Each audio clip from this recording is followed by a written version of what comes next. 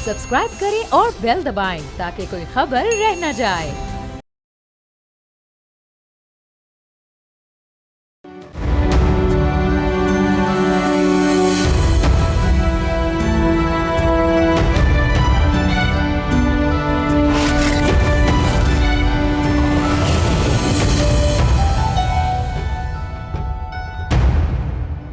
अमरीकी सदर ने अवाम से अपने खिताब में ईरान के खिलाफ जंग जारी रखने के अज़्म का इजहार किया और कहा कि बहुत जल्द तमाम फौजी मकासद हासिल कर लिए जाएंगे। इस बयान से कबल तवक्को की जा रही थी कि वो कोई बड़ा ऐलान करेंगे, तहम बुध की रात अपनी मुख्तसर गुफ्तगू में सदर ट्रंप ने वही मौक़िफ़ दोहराया जो गुज़िश्ता कई हफ्तों से पेश करते आ रहे हैं। अगरचे इस तकरीर में कोई बड़ी पेशरफ्त या नया ऐलान सामने नहीं आया, लेकिन इस खिताब ने सदर ट्रंप को यह मौका ज़रूर फराहम किया कि वो अमरीकी अवाम के सामने अपना मुकदमा रख सकें, जिनकी अक्सरियत इराक और अफगानिस्तान की तवील जंगों के बाद बैरूनी तनाज़ात से खासी उकता चुकी है। ताहम इस खिताब में मुज़ाकरात या सिफारती हल का कोई वाज़े इशारा नहीं दिया गया। इसके बरक्स अपनी पूरी तकरीर के दौरान सदर ट्रंप बार बार एक ही मरकजी नुक्ता दोहराते रहे कि अमरीका इस जंग से पहले ही बरतरी हासिल कर चुका है और अब सिर्फ काम मुकम्मल करने के लिए कुछ मजीद वक्त दरकार है। दिलचस्प बात यह है कि उन्होंने स्ट्रेट ऑफ हुर्मुज़ की कशीदा सूरत हाल पर कोई बराह रास्त वजाहत पेश नहीं की, अलबत्ता उन्होंने ये मौक़िफ़ ज़रूर इख्तियार किया कि खलीजी तेल पर इन्हिसार करने वाले ममालिक को स्ट्रेट ऑफ हुर्मुज़ के बहरान के लिए लीड लेना होगी और इस हल में अपना रोल प्ले करना है। हालांकि ये जंग अमरीका और इसराइल ने यकतरफा तौर पर शुरू की थी। दूसरी जानिब आइंदा 2 से 3 हफ्तों के हवाले से सदर ट्रंप ने जो एक सख्त लहजा इख्तियार किया और कहा कि अमरीका ईरान को पत्थर के ज़माने में वापस ले जाने का इरादा रखता है, और ये भी कहा कि एक बार फिर उन्होंने वाज़े किया कि ईरान के बिजली के निज़ाम को निशाना बनाया जाएगा। ये धमकी दोबारा एक दफ़ा दोहराई और कहा अगर कोई मुआहदा ना हुआ तो हम उनके हर एक बिजली पैदा करने वाले प्लांट पर इंतहाई शदीद हमले करेंगे। इन बयानात का फौरी असर ये हुआ कि स्टॉक मार्केट एक बार फिर मंदी का शिकार हो गई, जबकि तेल की कीमतों में नुमायां इजाफा देखने में आ रहा है। ऐसे हालात में सवाल ये है कि इस तनाज़े का अंजाम क्या होगा, और अगर कोई हल निकलता भी है तो उसके नतीजे में आलमी सियासत और जियो स्ट्रेटेजिक तवाज़ुन में किस नौयत की तब्दीलियाँ रूनुमा हो सकती हैं। इसी पे बात करने के लिए हमारे साथ मौजूद हैं air commodore retired Khalid Chishti साहब, डिफेंस एनालिस्ट हैं, शमशाद अहमद खान साहब फॉरेन सेक्रेटरी हैं, डॉक्टर सैयद हसन रज़ा एनालिस्ट हैं तेहरान से। आप तीनों का बहुत शुक्रिया। चिश्ती साहब, आई स्टार्ट विद यू। ये सदर ट्रंप का जो दावा है कि अमेरिका पहले ही जीत चुका है, जबकि ईरानी फ़ौज के रद्द-ए-अमल में कहा गया कि ईरान का अब तक का फ़ौजी नुकसान जो है इनसिग्निफिकेंट है, मैदान जंग की हकीकत क्या है? इस स्टेटमेंट से कितनी मुख्तलिफ है जो इस वक्त दुनिया रिपोर्ट कर रही है, जो खबरें ईरान से आ रही हैं? आप इसको कैसे एनालाइज करते हैं स्टेटमेंट को? बहुत शुक्रिया भाई साहब। देखिए, जंग तो ऑन ग्राउंड जैसे चल रही है या एयर चल रही है, उसकी परसेप्शन, रियलिटीज और नैरेटिव्स बदल रहे हैं बड़े फ्लूइड तरीके से। और प्रेसिडेंट ट्रंप खुद जो ऑब्वियसली स्पीयर हेड कर रहे हैं सारे ऑपरेशंस को और सुप्रीम कमांडर हैं दुनिया के सबसे बड़ी मिलिट्री के, उन्होंने इतनी ज्यादा वेरिएशन की है कि उन्होंने पहली जो मार्च जब पहले जंग अनफोल्ड करने के चंद घंटे बाद कहा था कि मैं 4 घंटे में खत्म कर दूंगा। फिर राइट नेक्स्ट डे 2 मार्च को उन्होंने कहा कि 6 हफ्ते भी जा सकती है और हम लंबी जंग के लिए भी तैयार हैं। फिर उन्होंने 19 मार्च को कहा कि मैं जंग चाहूं तो 2 सेकंड में खत्म कर सकता हूं। फिर उन्होंने 22 को कहा कि मैं अगर चाहूं तो मैं तबाही कर दूंगा अगर ये स्टेट ऑफ हॉर्मुज़ ईरान ने 48 घंटे में ना खोला। वेरी नेक्स्ट डे उन्होंने कहा कि ईरान से बड़े अच्छे मुज़ाकरात चल रहे हैं। तो आप जरा ये टेम्परेचर चेक करें कि वेरिएशन इतनी ज्यादा है उनकी कि आज की जो तकरीर हुई है, जो हमारे वक्त के मुताबिक सुबह हुई है, उसको भी सीरियस लेना बहुत चैलेंजिंग और मुश्किल होता है कि वो किस वक्त हो सकता है वो वीकेंड शुरू होने से पहले कोई ऐसा फिर बयान दे दें कि तेल की कीमतें फिर गिर जाएं, लोगों को फिर एक उम्मीद हो जाए। वो वेरिएबल, क्योंकि बुनियादी तौर पर बिजनेसमैन है, तो वो मार्केट की पल्स के हिसाब से मुझे लगता है कि दुनिया के स्टॉक एक्सचेंज है, ऑयल प्राइसेस हैं, जो वर्ल्ड कमोडिटीज हैं, और सबसे बढ़कर अमेरिका के अंदर जो महंगाई अप एंड डाउन हो रही है, जो 80% जो पॉपुलेशन है या सर्वेस कहते हैं उनकी मुखालफत कर रहे हैं जंग की, तो एक तरफ वो तो खुद पसंद शख्स हैं और उनको पता है कि मेरी पॉपुलैरिटी भी नहीं गिरनी चाहिए, इलेक्शन भी सर पर हैं, अपोजिशन वहां स्ट्रांग अप शुरू हो गई है, ऑलमोस्ट 10 मिलियन लोग निकल आए हैं पूरे। तो ये सारा देखते हुए मुझे लगता है कि प्रेसिडेंट ट्रंप अभी भी शायद वो फाइनल बात नहीं कर रहे, और शायद कल या परसों एक और ऐसा बयान आएगा बिफोर द वीकेंड ताकि मार्केट स्टॉक एक्सचेंज बंद होने से पहले फिर नीचे आ जाए, ऑयल की प्राइसेस वापस नीचे आ जाए, एक हाइप जो क्रिएट की हुई है वो नीचे आ जाए। तो आई थिंक ये अनसर्टेनिटी को as a tool of strategy के तौर पे या मिलिट्री स्ट्रैटेजी के तौर पर यूज कर रहे हैं। अभी मैं कंफर्म नहीं कर सकता कि किस तरह वो बैठेगा। हाउएवर, ईरान का पॉइंट ऑफ व्यू से तो मैं डे वन से कह रहा हूं कि अमेरिकन प्रेसिडेंट ने जंग अपने लोगों को और पूरी दुनिया को जीत कर दिखानी है। इतनी बड़ी मिलिट्री माइट ने तारीख में शायद ही कहीं हमला किया हो।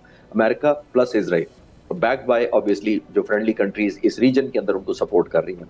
इसके बावजूद वो मिलिट्री ऑब्जेक्टिव हासिल नहीं कर पाए। अभी वो ढूंढ रहे हैं कोई ऐसी चीज जिसको कहते हैं ना which should look like a victory, तो वो क्लेम करें कि मैंने वो कर दिया, जैसे उन्होंने कहा था मैंने रिजीम चेंज हमने कर दिया। और लास्ट पॉइंट इसके ऊपर ये है कि ईरान के पॉइंट ऑफ व्यू से जो आप कह रहे थे, ईरान ने तो कोई जीतनी नहीं है जंग। मैं तो डे वन से कह रहा हूं ईरान ने कुछ नहीं करना सिवाय सस्टेन करना है, सर्वाइव करना है और परसवेरेंस दिखानी है। नो डाउट बहुत डिस्ट्रक्शन हुई है, इसके बावजूद उन्होंने जो रिस्ट्रेन किया है अपने आप को, ऑब्वियसली अब कम बैक किया है जिस तरीके से, वो बहुत अप्रिशिएबल है। तो आने वाला वक्त बताएगा कि कौन ज्यादा रिजॉल्व के साथ मेंटेन कर पाता है। प्रेसिडेंट ट्रम्प का बयान मुझे लगता है कल या परसों ऑब्वियसली एसी की नेगेशन एक और आ जाएगी।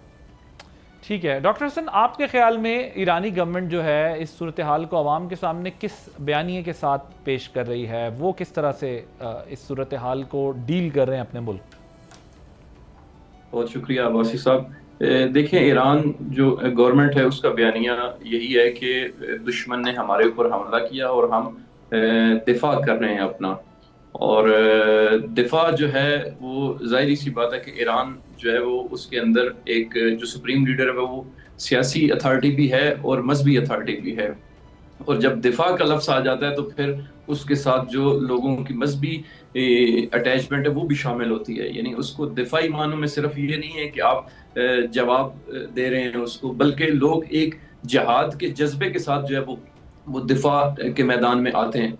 तो इसी तरह पूरी कौम जो है वो ये समझती है कि ये जो बयानिया गवर्नमेंट ने कहा है कि हमारे ऊपर दुश्मन ने हमला किया है और हम उसका दिफा कर रहे हैं, और ये दिफा फ़कत मुल्की सियासी साख को बचाने के लिए नहीं है, बल्कि समझते हैं कि ये हमारा एक शरई वजीफा भी है, मजहबी तौर पे भी हमारा फरीज़ा है कि हम इसको अंजाम दें। और न सिर्फ गुज़श्ता इब्तदाई हमलात में, बल्कि हम देखते हैं कि आए रोज़ जो है वो ये हमलात जारी हैं। तो इस वजह से लोगों के अंदर जो एक गम गुस्सा है वो तो और ज़्यादा जो है वो मौजूद है कि ये शिद्दत के साथ जो है वो इनके खिलाफ कार्रवाई करनी चाहिए। बल्कि अभी तो जो तराने यहाँ पे चल रहे हैं उनका जो मतन अगर हम पढ़ें, मसलन मेहदी रसूली का जो तराना इस पूरे ईरान में इन शाम के इज्तिमात के अंदर चलाया जाता है, उसका टाइटल ये है बेजन के खूब मिज़नी, कि जो सैयद मजीद इनके मिसाइल के इंचार्ज हैं फ़िज़ाइया के, उनसे मुखातिब होकर ये कहते हैं कि आप ये जो दुश्मन को मिसाइल मार रहे हो वो बिल्कुल ठीक मार रहे हो और मजीद इनको मारो।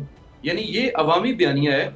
और बाज़ जगहों पे मैं रोज़ाना रात को मुख्तलिफ जगहों पे जाता हूँ, लोगों ने प्ले कार्ड के ऊपर ये रखा होता है कि ट्रंप को चाहिए और वाइट हाउस को चाहिए कि वो ईरान की तारीख को पढ़ें, उनको चाहिए कि वो इनकलाब इस्लामी की तारीख को पढ़ें। उन्होंने हमारी तारीख को नहीं पढ़ा हुआ, लोग ये कहते हुए नजर आते हैं। कल मैं एक जगह पे इंटरव्यू कर रहा था तो एक ईरानी जो है वो सीनियर तजियाकार थे, तो उन्होंने मुझे कहा कि ये जो अमेरिका हमें धमकियां देता है, इसने गुज़श्ता हमारा माजी नहीं पढ़ा हुआ और ना ही ये आने वाली हुकूमतों को अपडेट करते हैं वाइट हाउस वाले। आज सुबह जो है वो एक प्रोफेसर तेहरान यूनिवर्सिटी के हमारे में उनसे बात कर रहा था, तो मैंने उन्हें कहा कि ट्रंप तो ये कह रहा है कि हम आपको पत्थर के ज़माने में धकेल देंगे, तो ईरान क्या करेगा? तो उन्होंने बड़ा खूबसूरत जवाब दिया। उन्होंने मुझे बताया कि जिस वक्त अमेरिका मर्ज वजूद में आया था, उस वक्त फारसी के अजीम शायर फिरदौसी को इस दुनिया से गए हुए भी 700 साल गुजर चुके थे। यानी जो फारसी का मारूफ तरीन शायर अजीम शायर फिरदौसी, उसको 700 साल गुजर चुके थे जब अमेरिका खुद मर्ज वजूद में आया। ये इसकी तारीख है। तो लिहाजा ये हमें किस मुंह से धमकी देता है? लिहाजा ईरानी जो कौम है वो अपनी हुकूमत के दिफा के बयानिए के साथ बिल्कुल मुकम्मल तौर पे खड़ी हुई है। न सिर्फ खुद खड़ी हुई है, गुज़श्ता रोज जो है वो इनके जो मुख्तलिफ बसीज के सेंटर्स हैं, लोगों की डिमांड के मुताबिक उन्होंने फिर रजिस्ट्रेशन भी शुरू कर दी है कि अगर ज़मीनी तौर पे हमला होता है तो लोग जो है वो लाखों की तादाद में जो है वो अपने दिफा और जिहाद के लिए दुश्मन के मुकाबले में उतरेंगे। Right, point taken. Shamshad Ahmad Khan साहब ने भी हमें ज्वाइन कर लिया है। सर ये बताइएगा कि प्रेसिडेंट ट्रंप के खिताब पर ओवरऑल आपका क्या इंप्रेशन है, क्या आपकी अंडरस्टैंडिंग है? और अमेरिका के मुताबिक ईरान की अस्करी कुव्वत जो है वो भी तबाह हो गई है, न्यूक्लियर सलाहियत भी उनकी ख़त्म हो गई है, तो फिर पीछे उनका क्या ऑब्जेक्टिव रह गया है अमेरिकन का और अमेरिकन प्रेसिडेंट का इस वॉर में? देखिए, उसके बयान में तो ना कोहेरेंस है, ना कंसिस्टेंसी है, कोई लॉजिक नहीं है। और सेल्फ कंट्राडिक्टरी होता है, कभी कुछ कहता है कभी कुछ कहता है, तो वो तो सवाए एक जोकर के और उसका कोई रोल नहीं रह गया। तो मैं तो उसको कोई वो नहीं देता इम्पोर्टेंस। ये बदकिस्मती है कि अमेरिका को इस किस्म का सदर नसीब हुआ है। अगरचे अगरचे बात यह है कि अगर लोग अच्छी तरह तारीख को समझने की कोशिश करें तो अमेरिका ने इस किस्म के वाकयात बहुत दफा किए हैं। ये जो कुछ ट्रंप कर रहा है, ये 1919 में वुडरो विल्सन बहुत बड़ा प्रेसिडेंट था। उसने ट्रीटी ऑफ वर्साय नेगोशिएट किया जब पहली जंग अजीम खत्म हुई, और ट्रीटी जब खत्म हुआ तो उसके 26 पहले आर्टिकल जो थे ट्रीटी के, वो वुडरो विल्सन ने कहा कि जी ये लीग ऑफ नेशंस का चार्टर बनाया जाए। लीग ऑफ नेशंस उसने बनाई। ही जिसको कहते हैं ना, आर्किटेक्ट था वो लीग ऑफ नेशंस का। लेकिन after having finalising the league of nations charter, America never signed it. America never joined the league of nations, बल्कि उसका आर्टिकल 10 जिस पे बड़ा जोर देता था, जिससे मुल्कों की सॉवरेंटी और टेरिटोरियल इंटेग्रिटी की सेक्रेटरी का जिक्र था, जो उसने बड़े गौर से डिक्टेट करवाया था विल्सन ने, वो बिल्कुल कोई अमल नहीं हुआ। उसके बाद सारे उस आर्टिकल की वायलेशन होती रही और जल्दी ही वो लीग ऑफ नेशंस खत्म हो गया। फिर दूसरी जंग अजीम के बाद, ये मैं आपको हिस्टोरिक पर्सपेक्टिव दे रहा हूँ जी जी, कि दूसरी जंग अजीम के बाद अमेरिका ने ये फैसला कर लिया था, हालांकि सोवियत यूनियन इनका पार्टनर था। तो दूसरी जंग के बाद उन्होंने सोचा कि ये इसको हमने ख़त्म करना है, और ख़त्म करने का सिर्फ एक ही तरीका है, और वो है मुस्लिम जिहाद। ये फैसला था। और इसके लिए, और उसने ये फिर पाकिस्तान जब रेडीली अवेलेबल था उनको फॉल गाय के तौर पे, हमें रिक्रूट कर लिया गया। हमारे हवाई अड्डे लेके यहाँ से फिर जहाज उड़ते थे, पूरी नक्शाकशी होती थी सोवियत यूनियन की, और वो 15-20 साल ये नक्शाकशी हुई। इवेंचुअली अफगानिस्तान में इन्होंने सोच लिया था अमरीकनों ने कि ये वाटरलू बनाया जाएगा उसका, सोवियत यूनियन का, और उसके लिए किंग ज़ाहिर शाह को रिमूव किया, और फिर 2-3 हुकूमतें गिराई, और eventually Soviet Union was inducted into Afghanistan. क्योंकि जब वैक्यूम पैदा हो जाए, any organised power in the vicinity will get sucked in, and that's what happened. तो फिर उसके बाद बड़े वाकयात होते रहे। तो अब जो सिचुएशन है, ये मैं आपको बता दूं, बड़ी हमें होती है कि ये हमें बड़ी इंपॉर्टेंस मिल रही है। अगर सोचा है आपने कि ये ट्रंप जैसा बेवकूफ़ आदमी, उसकी नजर करम हम पे कैसे हो गई? वो तो मोदी का दोस्त था। वो पहली टर्म में आते ही उसने सबसे पहले मोदी को कहा था कि मैंने वहाँ रिजॉर्ट बनाना है ऑक्यूपाइड कश्मीर में, तो तुम बेफिक्र रहो। तो मोदी ने इसके कहने पे आर्टिकल 370, 35B वगैरह जो था वो एब्रोगेट किया अपना कॉन्स्टिट्यूशन का। कश्मीर को जो स्पेशल स्टेटस था वो ख़त्म कर दिया। तो इस तरीके से हालात जो हैं हमारे मफादात के खिलाफ वर्कआउट करते रहे, और हम बैठे तमाशा देखते हैं। अभी जो बात ये है कि, हाँ, फिर वो भी मैं बता दूं कि जो 9/11 हुआ था वो इंजीनियर था। I was there, I was present in New York at that time. I witnessed the skyline of New York changing, और मैंने मुशर्रफ को एक मैसेज भेजा था जाती कि भाई देखो ये अब स्काईलाइन बदल गई है, अब दुनिया की स्काईलाइन बदलने जा रही है, सारा नजरा तुम पे गिरेगा, और ये सारा अमेरिका की एक साजिश है मुसलमानों को डिवाइड करने के लिए।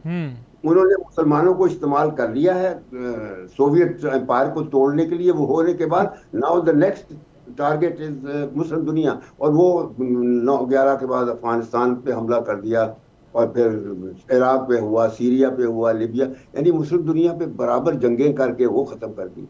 ये अभी कल सिलसिला जारी है। ये जब पहली टर्म में आया है ट्रंप, इसने आते ही सबसे पहले काम वो किया था जो इसके प्रेडिसेसर ने एक न्यूक्लियर डील ईरान के साथ तय किया था। उसमें उसको बाइंड कर दिया था कि वो बम नहीं बनाएगा, और उसने कभी कहा भी था कि मैंने बम बनाना होता तो मैं एनपीटी क्यों ज्वाइन करता। उनके शुरू से इरादा था कि हमने बम नहीं बनाना, तो उसने बड़ा कमिट करके बड़ा अच्छा एग्रीमेंट हो गया था। It took 9 years to negotiate that agreement. It started from 2006, और 215 में 2015 में वो कंप्लीट हुआ, और इसने 2016 में आते ही पहले एक स्क्रैच किया, क्योंकि नेतन्याहू का ऑर्डर था इसको कि I don't like this deal, तो इसने वो किया। उसके साथ ही फिर नेक्स्ट इसने स्टेप लिया कि जेरूसलम को जो है दारुल खिलाफा का रिकग्नाइज किया इसराइल का, और फिर अपना सफारत खाना वहां शिफ्ट किया।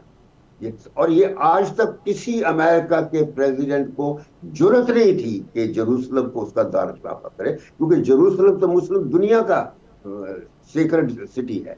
तो ये ट्रंप ने किया, और साथ ही फिर अब्राहम अकॉर्ड शुरू कर दिया। उसके मुताबिक इसने इसराइल को कहा कि मैं ये अरबों से, मुसलमानों, अरब रियासतों से तुम्हारी रिकग्निशन करवा सकूं। अब इसने ये किया, कुछ चंद रियासतों को करवा दिया, लेकिन जब सऊदी अरब की बारी आई, कमिट उसने भी किया था, जब बारी आई तो वो सऊदी अरब बैक्ड आउट।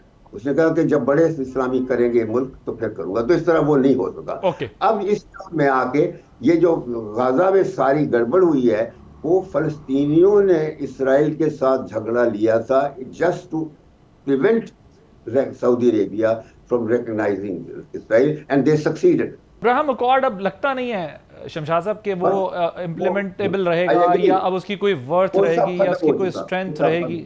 मुझे ट्रंप ने हर चीज को उलट पुलट कर दिया है। उसने वो पता नहीं किसका दोस्त साबित हुआ, किसका दुश्मन अपनी स्टेटमेंट्स के जरिए। मैं बड़ी कंसिस्टेंट पोजीशन रही है मेरी कि अमेरिकन प्रेसिडेंट एक पॉपुलिस्ट हैं, और पॉपुलिस्ट दुनिया में जहाँ पे भी होते हैं वो इसी किस्म के डिसीजंस करते हैं, और इसी किस्म के डिसीजंस के आउटकम आते हैं जो कि अमेरिकन सोसाइटी में इस वक्त हमें दिख रहे हैं। और वो अमेरिकन सिस्टम के लिए एक बड़ा चैलेंज है, मुझे लगता है दूसरी दुनिया के चैलेंज की बात, लेकिन बहरहाल उनके लोगों की चॉइस है, लेकिन इसकी प्राइस जो है वो अभी सारी दुनिया पे कर रही है। लेकिन ये आपने बड़ी तारीखी हवाले दिए हैं, बड़े लंबे, इस पर कई सवालात और भी उठते हैं, कुछ ऑब्जेक्शनेबल हैं, कुछ एक्सेप्टेबल हैं, लेकिन हम इस वक्त मौजूद बहस जो है वो ये जो इस वक्त सिचुएशन है, आपने बड़े तारीखी हवालों से चीज़ें ये समझाने की कोशिश की है। मैं ज़रा ब्रेक लेंगे, ब्रेक के बाद जब वापस आएंगे तो कुछ और पॉइंट्स डिस्कस करेंगे आपसे।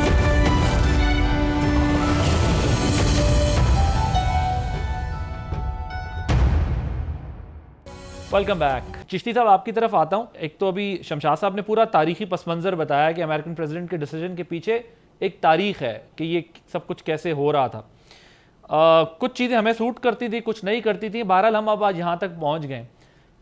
इस पर हम अभी गुफ्तगू मजीद करेंगे, लेकिन मुझे पहले ये बताइए, जो ईरान के बिजली के निज़ाम को निशाना बनाने की बात की है प्रेसिडेंट ट्रंप ने, और इसके अमली और स्ट्रेटेजिक जो असरात हैं वो तो बड़े ख़तरनाक होंगे, इसको आप किस तरह एनालाइज कर रहे हैं? भाई साहब देखिए, ये रिफ्रेन कर रहा है बुनियादी तौर पर। आपने देखा अमेरिका ने 1-2 दफ़ा हमला किया वाटर रिजर्वायर पे भी और बिजली घरों पे भी ईरान के, और फिर रोक दिया, और इसराइल को भी रोक दिया। उन्होंने कोई एहसान नहीं किया। मैं बड़ा क्लोजली इसको देख रहा था कि क्यों किया होगा। उसकी वजह यह है कि जो जीसीसी के ममालिक हैं, तकरीबन तमाम के तमाम का डिपेंडेंसी, मेजर जो पानी का सोर्स है जो ह्यूमन यूज़ के लिए है, वो वाटर डिसलिनेशन से आता है, समंदर का पानी कन्वर्ट किया जाता है। इसी अमेरिका के ऑब्वियसली ईरान के जो अपोजिट तमाम ममालिक हैं जीसीसी के, उनमें तकरीबन 815 desalination plant along the coast लगे हुए हैं। जाहिर है तमाम के तमाम बिजली से चलते हैं। तो ईरान ने ये काउंटर थ्रेट ये किया था कि अगर आप मेरे बिजली घरों पर या वाटर डिसलिनेशन प्लांट पर हमला करेंगे, जबकि ईरान की डिपेंडेंसी उस तरह तो नहीं है, तो 815 के जो बिजली घर हैं मैं उनको मारना शुरू कर दूंगा। तो अगर वो बिजली घर नॉकआउट करता है तो वाटर पंपिंग या कन्वर्जन रुक जाएगी डिसलिनेशन प्लांट्स की, और फिर पंपिंग भी रुक जाएगी इनटू मिडल ईस्ट ममालिक की तरफ। एक बात, और कंसर्न की बात अमेरिका के लिए नहीं, सिर्फ मिडल ईस्ट के ममालिक के लिए सबसे ज्यादा सीरियस ये है कि इन तमाम मुल्कों के पास सिवाय यूएई के किसी के पास स्टोरेज कैपेसिटी ज्यादा नहीं है। जो वाटर डिपेंडेंसी है मैं वो अर्ज कर देता हूँ। वाटर डिसलिनेशन प्लांट पर सऊदी अरब की 70% डिपेंडेंसी है, ओमान की 85% है, कुवैत की 90% है। सबसे कम डिपेंडेंसी 40% करीब यूएई की है। यूएई के पास सबसे ज्यादा स्टोरेज कैपेसिटी है तकरीबन 40 दिन की। बाकी तमाम ममालिक के पास स्टोरेज कैपेसिटी है 4 से 7 दिन की सिर्फ।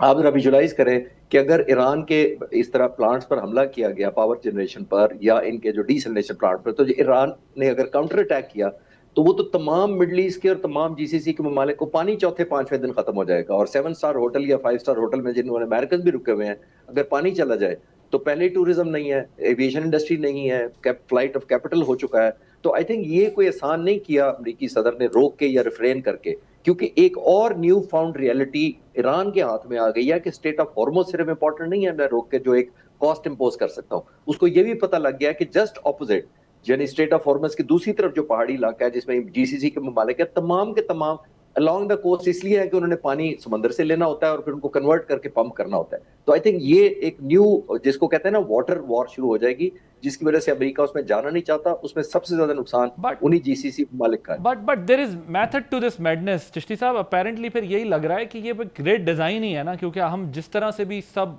एनालाइज करने की सिचुएशन को कोशिश करते हैं तो उसमें दो तीन चीजें ना, एक तो रीजन डिस्टर्ब होता दिखाई देता है जहां पर emerging force emerging super power China है उसको ब्लॉक करने के लिए, दूसरा मुस्लिम वर्ल्ड के अंदर रिफ्ट दूसरा टारगेट ये भी दिखाई देता है। ज़ाहिर है जीसीसी की कंट्रीज भी जितनी कॉम्प्रोमाइज़ होंगी उतना ही आसान होगा इजराइल को अपने टारगेट्स हासिल करना।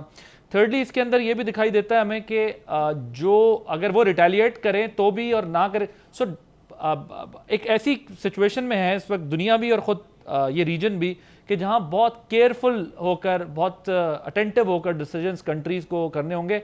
जो यूनाइटेड नेशन को रोल प्ले करना चाहिए था वो नहीं करता दिखाई दे रहा, जो रोल बड़ी पावर्स प्ले करती हैं वो उस तरह अपेरेंटली हमें बहुत वोकल नहीं दिखाई दे रही इस मसले के अंदर। बड़ा इंटरेस्टिंग है वैसे सिनेरियो आगे। पाकिस्तान के लिए कैच 22 सिचुएशन है कि अगर पाकिस्तान इस मीडिएशन में अपना कोई रोल प्ले कर जाता है तो पाकिस्तान जो इतने सालों से सफ़र कर रहा है बहुत सारी कंट्रीज़ की वजह से भी और ख़ुद अपनी वजह से भी, तो अब हम भी उस क्राइसिस से निकल सकते हैं। शमशाद साहब, ये जो स्ट्रेट ऑफ हुर्मुज़ की बात की है कि खलीजी और दीगर ममालिक जो है आगे आएँ, जो अमेरिकन प्रेसिडेंट ने ये बात की है, आपके ख्याल में क्या ये अपनी रिस्पॉन्सिबिलिटी शिफ्ट कर रहे हैं? अपने जो डिसीजंस उन्होंने लिए वो तो उन्होंने सिंगल हैंडेडली व 2 कंट्रीज ने फैसला करके ले लिया, अब वो पास ऑन कर रहे हैं अपनी रिस्पॉन्सिबिलिटी आगे? देखिए, पहले दिन से ट्रंप ने आके नेटो को इशू बना दिया था, मल्टीलैटरलिज्म को इशू बना दिया था, यूरोप को इशू बना दिया था कि उनको कहता था कि तुम अपनी सिक्योरिटी का, लड़ाइयाँ शुरू कर दी थी। और नतीजा यही हुआ कि आज ये बिल्कुल आइसोलेटेड हो गया है, तन्हा है। यूरोप को इसने साइडलाइन कर दिया और ग्रीनलैंड का चक्कर चलाया, उस पर भी मायूसी हुई, और जितने भी इसने चीज़ें उठाई इसको विथड्रॉ करना पड़ा। और अब ये एक तरह से तड़ी लगा रहा है यूरोप को कि भाई मैं तो निकल रहा हूँ, यानी उनको कहता है मैं निकल रहा हूँ, तुम लोग जाओ अब स्ट्रेट ऑफ हॉर्मुज़ को खाली कराओ।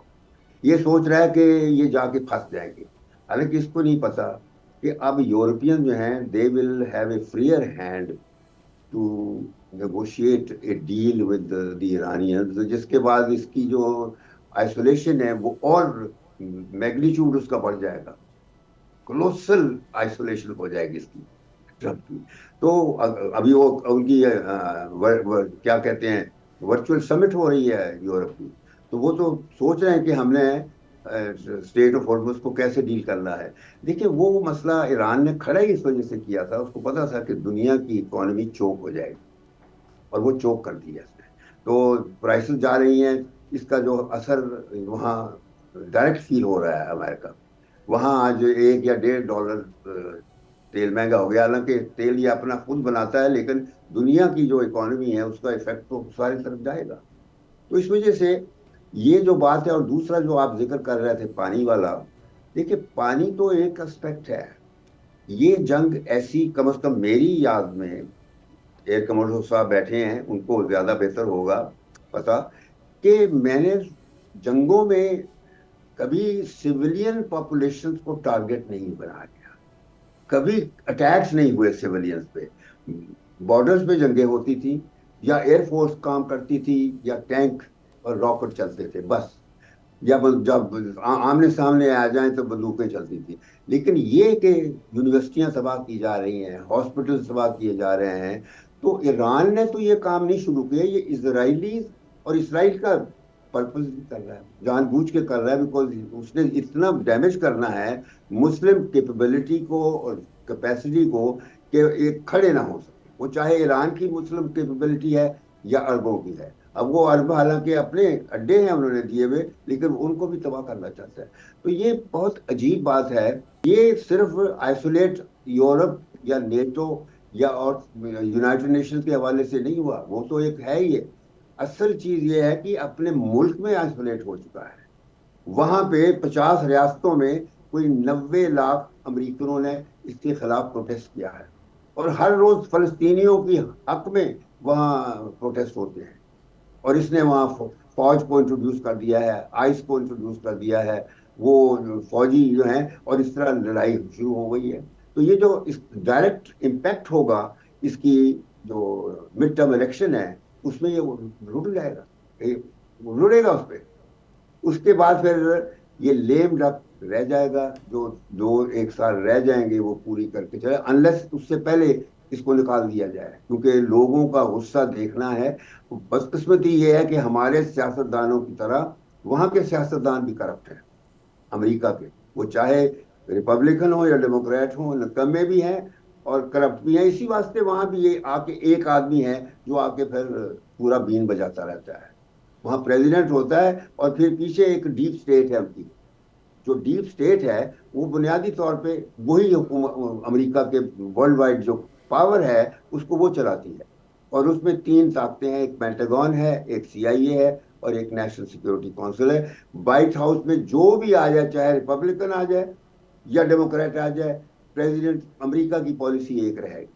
उनके एजेंडा जो है वो मकसद वो नहीं बदलेगी। तो ये इलेक्शन के दिनों में वो बड़े बड़े कैंपेन में करते हैं, मैं ये कर दूंगा, मैं वो कर दूंगा, डेमोक्रेट्स के और होते हैं इंडियन, लेकिन जब वो इलेक्शन हो जाता है, जो प्रेसिडेंट होता है, वो उसका जो अमल होता है वो एक ही होता है, और वो है वर्ल्ड वाइड इंटरेस्ट, यानी अमेरिका की मफादात, वर्ल्ड वाइड नेशनल इंटरेस्ट जो है वो, ये इससे ये सारा तो ट्रम्प को पता चल गया।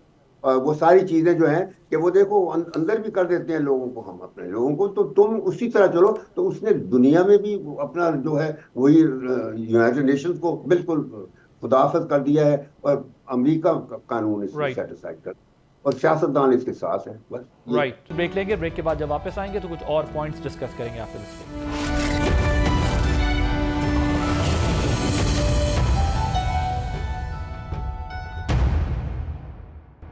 Welcome back. चिश्ती साहब, आपके ख्याल में अब चाइना का और यूरोप का क्या रोल होगा फ्यूचर में, आने वाले दिनों में? आप किस तरह इसको देख रहे हैं? जिस तरह यूरोप ने भी खुद को डिस्टेंस किया है इस वॉर के मामले में, और बड़े केयरफुली चीज़ों को उन्होंने भी डील किया है, हालांकि उनकी कुछ कंपल्शंस हैं अमेरिका के साथ, लेकिन उसके बावजूद हमने देखा कि UK ने, फ्रांस ने बहुत मोहतात तरीके से वो सपोर्ट दिया। सो और चाइना, ये कितना इम्पॉर्टेंट है? और फिर स्ट्रेट ऑफ हॉर्मुज़, जब चाइनीज़ यूरो टोल लग गया, समझे, ईरानी टोल जो है वो यूरो टोल में कन्वर्ट हो गया है। सो ये वेयर आर वी हेडिंग? ये अब किस तरफ हम बढ़ रहे हैं? ये सब मामला किधर जा रहा है? बासी साहब, देखिए, शमशाद साहब से बड़ी मैं तो लर्निंग सुन रहे, मैं तो एंजॉय कर रहा था कि उन्हीं को सुनता रहे, बंदा इतना माशाल्लाह लाइफ टाइम एक्सपीरियंस है। जी, मैं भी उनके एक्सपीरियंस को जो है वो बहुत एंजॉय करता, वरना आपको पता है अमूमन एंकर्स इतनी देर में 3 सवाल कर लेते और मैं उनकी इजाजत से मैं थोड़ी सी फ्लैशबैक रिपब्लिकन की हिस्ट्री रोनाल्ड रेगन से शुरू करना चाहता हूँ। हालांकि मेरा डोमेन नहीं है, लेकिन मैं रोनाल्ड रेगन से शुरू करता हूं, और सिर्फ रिपब्लिकन प्रेसिडेंट्स की मैं बात करता हूं। Ronald Reagan, George Bush senior, George Bush junior, और उसके बाद प्रेसिडेंट ट्रंप 1, प्रेसिडेंट ट्रंप 2। तो इनमें जो दौर हैं क्विकली, अब तमाम जो सदूर इससे पहले ट्रंप से रहे हैं, उन्होंने क्या किया, यही रिफॉर्म्स अनाउंस किए, मेक अमेरिका ग्रेट से शुरू किया, कहा जी टैक्स करेंगे, ये करेंगे और नया अमेरिका बना देंगे। लेकिन तमाम के तमाम रिपब्लिकन ने एक मिडल ईस्ट मुल्क पर जरूर हमला किया, प्रेसिडेंट ट्रंप तक आके। अब पहले सदूर में और प्रेसिडेंट ट्रंप में ये फर्क है कि रोनाल्ड रेगन से लेकर तमाम के तमाम ने एक डमी किस्म की यूनाइटेड नेशन से रेजोल्यूशन पास करवाई।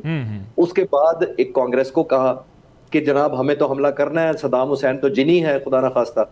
फिर उसको जिनी बनाया गया और उस पर नेटो को इकट्ठा किया, 40-44 मुल्कों को कहा गया कि आओ इस जिनी को कंट्रोल करना है। फिर 44 मुल्क, चाहे वो पिछला वाला अफगानिस्तान था, चाहे वो इराक था, चाहे वो लीबिया था, उस पर चढ़ दौड़े। उसके बाद जो हालत है उस पर तो मैं कहने की जरूरत नहीं है, आपका टाइम नहीं जाया करना चाहता। नंबर 1, प्रेसिडेंट ट्रंप ने इस दफा ये किया है कि ना यूनाइटेड नेशंस की कोई रेजोल्यूशन है, ना कोई कांग्रेस से अप्रूवल है, ना नेटो ममालिक को इकट्ठा किया गया, बस हमला कर दिया। अच्छा, दूसरा, शमशाद साहब ने शुरू में बड़ी जबरदस्त बात से शुरू किया कि इन्होंने तो सारे को ऑफेंड किया आते ही, सवा साल के अंदर इन्होंने नेटो को कहा, ग्रीनलैंड को कहा, इन्होंने EU को कहा, उन्होंने कनाडा को थ्रेट किया कि सूबा बन जाओ। तो ये सारे की रोशनी में अगर आप इतनी बड़ी जंग लड़ने जा रहे हैं तो आप तो लोगों को इकट्ठा करते हैं। उन्होंने डिसइंटीग्रेट कर दिया, पर्सनली नाम लेके ह्यूमिलेट किया टॉप लीडरशिप को। जब ये हुआ तो अब दुनिया देख पा रही है कि ईरान तो सस्टेन कर गया है और सरवाइव कर गया है। कम से कम जीतना तो वैसे ईरान ने नहीं है, लेकिन उसने सस्टेन करना ही उसके लिए जीत है। तो अब सारी दुनिया के लिए एक न्यू फाउंड रियलिज्म है ये, खास तौर पर यूरोपियन यूनियन, नाटो के लिए। उनको लगा कि प्रेसिडेंट ट्रंप ने हमें इंसल्ट भी किया है, हमसे पूछे बगैर जंप भी कर दिया है। इंग्लैंड का देखें क्या प्राइम मिनिस्टर ने बयान दिया। तो आई थिंक उनको एक न्यू रियलिज्म उनको तो आ भी गया है। मिडिल ईस्ट के लोगों को आना है या नहीं आना, ईरान के लोगों ने भी न्यू रियलिज्म देख लिया कि स्टेट ऑफ हॉर्मुज़ हमारे कंट्रोल में है तो हम 20% कंट्रोल करेंगे तेल बजाय 4% कंट्रोल करने के। तो आई थिंक ये न्यू फाउंड एक रियलिज्म आ गया है अब प्रेसिडेंट ट्रंप के लिए, और खास तौर पर अमेरिका के लिए और ज्यादा चैलेंजिंग हो गए। और प्रेसिडेंट ट्रंप के लिए मेरा ख्याल है उनका टेन्योर जो है वो इतना यादगार नहीं होगा अगर वो सस्टेन कर भी गए किसी तरीके से। बिल्कुल ठीक है, thank you so much air commodore retired Khalid Chishti साहब, शमशाद अहमद खान साहब, डॉक्टर सैयदा साहब, आप तीनों का बहुत शुक्रिया। नाज़रीन, हमने प्रोग्राम देखा, बहुत इंटरेस्टिंग सूरत हाल है। अमेरिकन प्रेसिडेंट के बदलते स्टेटमेंट्स जो हैं वो दुनिया की मईशत पर, सिक्योरिटी पर और जो उनके लिए चैलेंजेस हैं मज़ीद बढ़ाते जा रहे हैं दुनिया के लिए।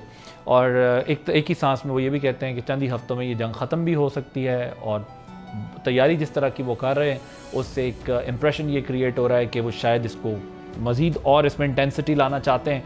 सो जो आज सुबह का स्टेटमेंट है उसके बाद पूरी दुनिया पे जो एनालिस्ट हैं वो अभी इसको सिचुएशन को एनालाइज नहीं कर पा रहे हैं, what is he up to, और को उसके अंदर कंस्ट्रक्टिव चीज़ जो है वो दिखाई नहीं दी। लेकिन ये भी साथ में रिपोर्ट हो रहा है कि बिहाइंड द स्क्रीन बहुत कुछ चल रहा है। तो शायद ये डायलॉग जो पीछे चल रहा है वो अपनी जगह, मीडिएशन जो चल रही है वो ज़्यादा पावरफुल तरीके से चल रही है। ये शायद स्टेटमेंट्स हैं जो एक दूसरे के ख़िलाफ़ देकर अपनी सुपीरियॉरिटी को ये ममालिक बरकरार रखना चाहते हैं। आदिल अब्बासी को इजाज़त दीजिए, अल्लाह।